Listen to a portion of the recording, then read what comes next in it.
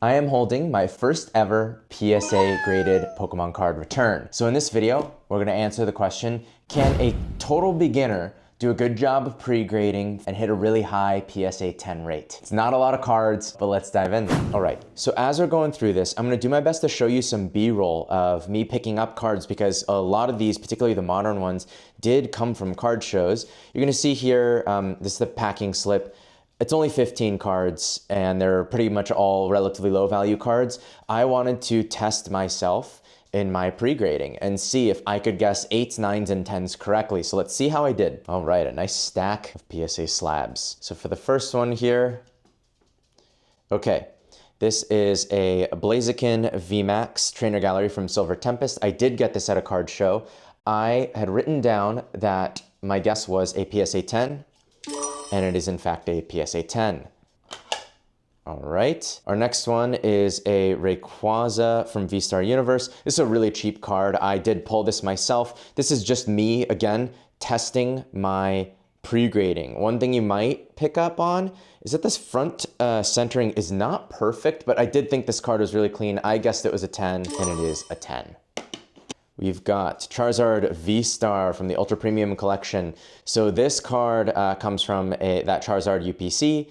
I've looked at a ton of these cards. The centering is almost always terrible, and this one's not perfect, but just looking at it, I knew that this card really had a shot. So my guess was a 10, and it is a PSA 10. That's a huge win. Probably the biggest win of I just think the upside on that one is gonna probably be the biggest of the bunch. This Squirtle base set Shadowless I got from a lot of cards I bought online. I knew this would not 10. It has a little bit of whitening on the back. It's not perfect.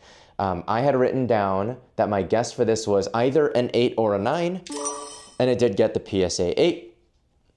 So I'm okay with that. I probably stand to make $3 on that. So it's not, again, this isn't about stonks. This is about me testing my own pre-grading more than anything else. Same deal with the Shadowless Arcanine. I bought it from somebody on Reddit. When I got it in, it is actually really good, but it's not perfect. There's a little whitening on the bottom corner and stuff like that.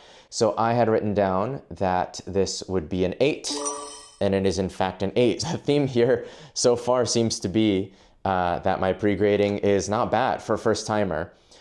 This is a Feraligatr from the Neo Premium file. Got this in the first buyer POV video I ever posted, actually, from Pokemon. And a lot of those, unfortunately, when we actually did take a close look at them, the centering wasn't great. Some of them had like a slight bend through it. So I was really worried that even though the cards themselves looked really clean, that they were PSA 6 risks. So I sent in 3 of them. This Feraligatr is one of them. I had guessed that this would get an 8 or a 9. I felt pretty good about a 9. And it is in fact a PSA 9. So I'll take that. Again, it's not stonks. I probably make $5 to $10 on that all told, but it's all about just, again, testing and calibrating my ability to pre-grade accurately, whether it's an 8, 9, or a 10. This Nidoking, I did get at a card show. I got this one at HypeCon, so I'll slide in the B-roll here. I'm sure I've got it somewhere. I've looked at a lot of these illustration rares. This is a good example of a card where it's like a, $5 to $10 card where the PSA 10 is like 50 to 150 range. I think these are like $70 in a PSA 10. I felt pretty good about this one being a 10, and it is a PSA 10. So we're doing pretty well so far. I think we're about halfway through the stack. Like I said, it's a small shipment. I know there's videos out there, people doing tens of thousands of dollars across hundreds of cards, and this is not one of those videos. This is a realistic, hey, if you're a first timer sending 10, 15, 20 cards, what might you expect if you got a good eye for this? I got this Alf at HypeCon as well. This is just for a vintage card, really clean. I was pretty sure it wasn't gonna get a 10. I can't remember why. I think there's a little bit of whitening in the corners there. It just looked, even like for vintage, sometimes they're hard on vintage from what I understand, but even by modern standards, I think this would get a 9. And so I'd written down in my sheet here, I thought it would be an 8 or a 9.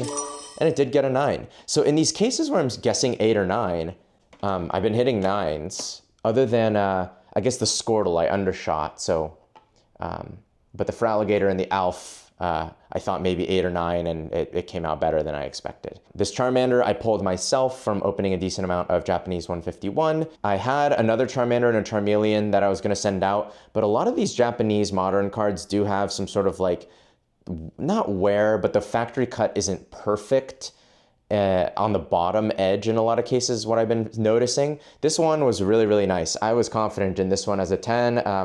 I guess, no, maybe I wasn't. Looking at my notes, I said 9 to 10. It was more me not being sure about whether the edges are gonna get scrutinized there.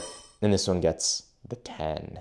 Again, another one where like it's not super stonks or anything like that. I'm making 10 bucks a slab on a lot of these. This is, boy, these cards are really growing on me. I never collected cards during this era, and when I first got back into it a few months ago, I didn't super care for these cards, and then they're growing on me.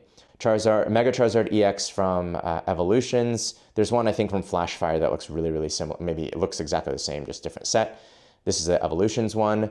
I got this from a lot on Reddit as well. Actually, I think the same one where the same place I got the Arcanine. This I had guessed would get a 9, and it does get the Mint 9. All right, we've got, what, 5 cards left, so we're gonna see how we're doing here. All right, I did also get this one at a card show. Unfortunately, I don't have video of that. I think this was the card show right before I started recording my attendance at card shows. I just got this for the personal collection, really. The guy had 2 of them. I almost grabbed both of them because he was not really, like, I don't think he budged much on price because he was really insistent that they were very, very clean. And actually the guy was right. I looked at both of them. I picked this one, but they were both pretty similar. I was pretty confident in this getting a 10. In probably the video I uploaded right before this one, you'll see me pick up an LP copy of this for a little bit cheaper just because I love this card and I wanted one in my binder, but this one was just too clean not to send. I was pretty sure it's getting a 10, and it gets a 10. All right, next one with the old back is gonna be one of our Neo Premium file. It's our little guy Totodile. You know the story on this one. I guessed this would get a 9. I was pretty sure in a 9. I didn't even say 8 to 9, I just said 9. And it gets a 9. All right, next one here, another Japanese one, Zeraora V-Star. Pulled this myself from V-Star Universe. Super cool card. I don't have much of a connection to Zeraora, but he has a good design, I think, and gets a lot of really cool cards. His yellow color contrasts really nicely in various arts. I submitted this because even though it's a low value card, I pulled it myself, and it's clean. So I guessed it was a 10. And it is a Gem Mint 10.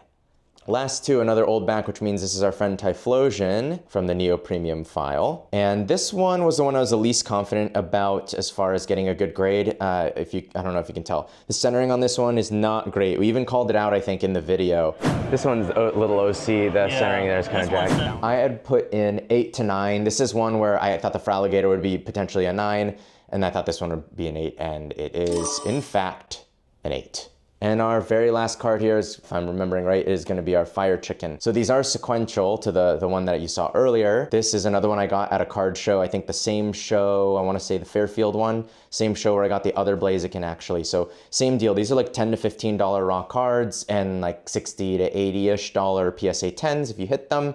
The centering on most of them is messed up, but this card, when I saw it, I was like, this thing's perfect. This is definitely a 10. I just felt good about it. I mean, the centering in the front is really good and no corner issues.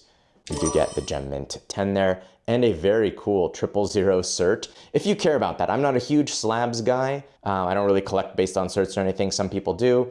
I do like, if you've got the choice between sequential and not sequential, you might as well go 000 and 001. So I submitted them that way. These are sequential. So pretty cool there for both of those to hit a 10. These are a pretty good win. This isn't a scenario where you more than double your money. You spend 10, 15 bucks on a card, 15 to 20 grading, give or take, and then you sell them for 60 to 80 or something along those lines. So that is sort of a double your money game if you're able to go through a little bit of the grind of finding high quality cards. So overall, more than half of those are PSA 10s. But the most important thing for me, the biggest takeaway for me with this is that I was pre-grading really well. That really helps me feel, honestly, maybe if anything, I have higher standards than PSA, which I know I'm not alone in that. So what that means, if I reach over here, this is my next shipment. For the most part, I'm picking things that have good PSA 10 potential and PSA 10 upside. If you watched my video where I do a binder update, and talk a little bit about profit margins and grading and things like that, you'll know that I don't really do this for profit. I do this because I like the cards, and I like the cards so much that I can't stop buying them. So to help justify what is becoming a slightly expensive collection of shiny cardboard, I'm doing things like this. Oh yeah, I got another Blaziken VMAX there. Let's, just for fun, the centering looks very similar, possibly even better on the one that I haven't sent yet. And if you look at the back is really similar. In fact, it's off in like the same ways. And I think this one has nothing on the corners. This is, I feel like I'm holding a PSA 10 right here. And this I did get at a card show as well. So anyway, the way I developed my eye for this is that I looked at other PSA 8s, 9s, and 10s. Particularly for modern, there's a lot of 9s and 10s out there. And so when you look at them, you'll start to get the sense that, hey, there's some edge cases where 10s get away, you sneak a 10 in and maybe it didn't deserve it. I've seen some 9s that are better than some 10s for sure, especially with modern. But for the most part, with PSA 10s, the centering is good. There's no like edge or corner wear. It looks from this shipment like they'll be a little lenient on like imperfect cuts at corners and edges. But most PSA 10s I have held do not have any whitening in the corners. All right, so hopefully that video was interesting. I think the key takeaway here is that even with no prior grading experience, you can study graded cards and get a sense of what usually scores an 8, 9, or a 10. And by doing that, you can kind of hone your skills a little bit, hone your eye for identifying potential 10s when you're opening packs or when you're at a card show. Obviously, grading cards is a very, very optional part of collecting. For this, just in full transparency, I spent $151 on the cards themselves. The shipment to PSA cost $259, so I spent $410 on the overall shipment. What I got back out of it from a market price standpoint is about $800. So I did turn about $400 into about $800. Pretty good for such a low risk, right? A couple $100. If you want to, almost anyone can do it, but just hone your eye for print lines and corners, centering, back condition, whitening, things like that. Anyway, this video is probably already longer than I wanted it to be. Hopefully this was interesting. If you like this video, I'll do another one for this shipment. It's much higher value cards now that I've got the confidence and the knowledge from this one.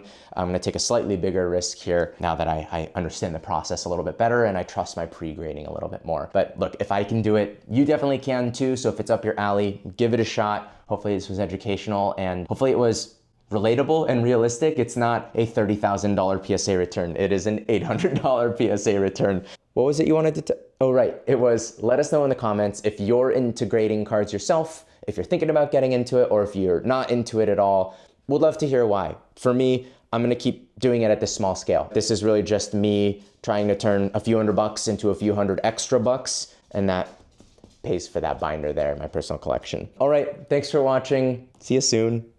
We'll see them soon, huh? We'll see them soon, huh, buddy? We'll see them soon, huh, buddy?